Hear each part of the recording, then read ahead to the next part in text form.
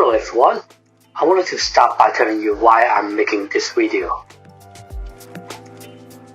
Etwow is a fantastic e-scooter.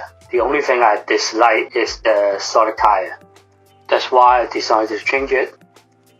I couldn't find instructions in Cantonese or English. I mean, the scooter is not so popular here in Hong Kong, so I can't complain that lack of content. Anyway, this scooter is absolutely beautiful. It's lightweight, it's portable, speedy, super well built, and things like that. The only disadvantage is that solid tires just don't run well in rough terrains and pavements like this. You'll feel every crack and bump, so it's not gonna be so comfortable to ride.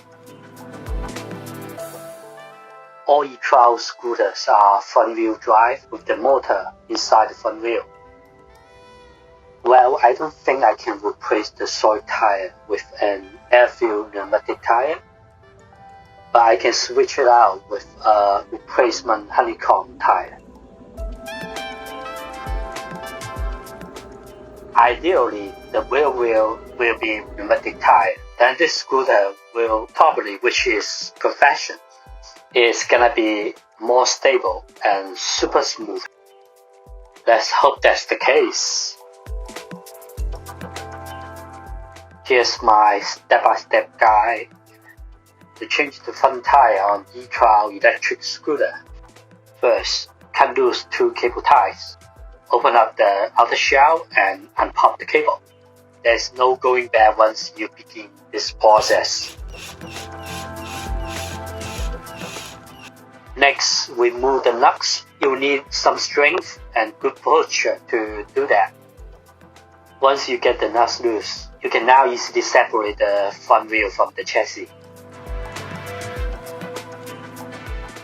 Next, to use an Allen key to remove all of these screws. Then you'll need to remove the hubcap from the hub. Well, I use my oyster knife to do the job. You can use other tools as a lever. Just be creative.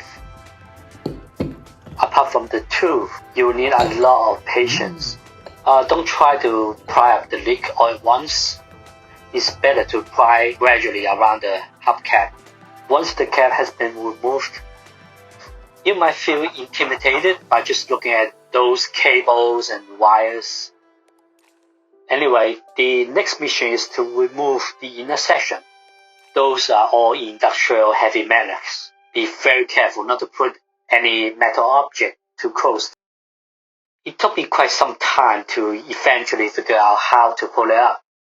What I did was screw in the nuts so that I could have more grip and be able to hold it tightly. I used my feet to hold the tire and pull it up with all my might. This was probably the most difficult step because I was worried about damaging the motor. When I finally got it out, it was really satisfying. At this point, I'm not even halfway through. So if you are changing the tire, you will probably need a break before continuing to the next step. Now you need to remove the original Etwow tire from the rim. Meanwhile, start to boil your new Honeycomb tire. It's not a joke, you are literally cooking a tire. You want to cook it until it's nice and soft. That will save you energy or strength when it's time to install it. I boiled the Honeycomb tire for about 20 minutes. To remove the original tire, I stack 2 large pieces of duct tape like this and tap them together so they won't move. Use your hands, feet, body weight, whatever you can to push it down. I apply some dish soap to the rim and continue to put force on the tire. And eventually pushing it out of the rim. So now the original solid tire is out. You can install the replacement. Be very careful removing it from boiling water. apply soap on the inner wall of the tire and outer surface of the rim.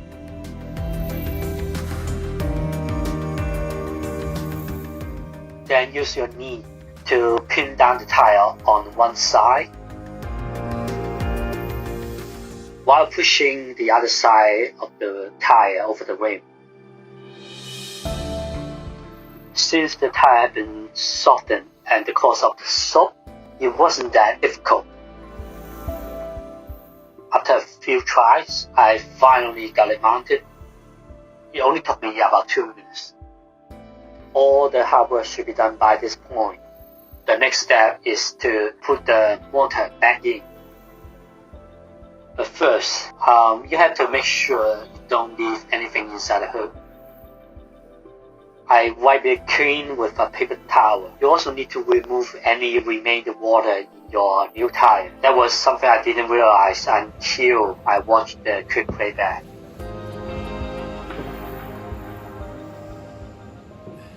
The hub and the motor have many heavy magnets, so watch your hands. Hold only the upper part. Make sure it's vertical and perfectly straight. Next, put the shell back. Rescrew all the screws. Ensure each one of them is fairly tight. Put the ring back to the wheel. Mount the wheel onto the scooter.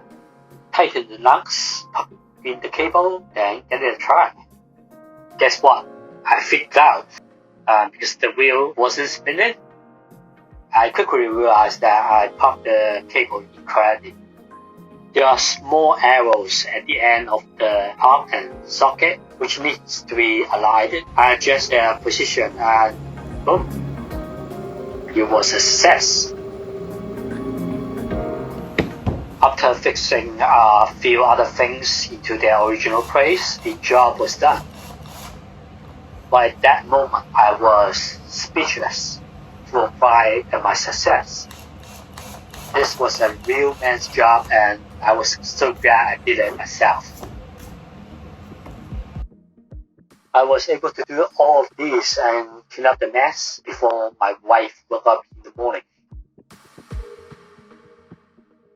When I finished it, it was like nothing ever happened here. Went outside, gave it a try, and it was awesome. Very good.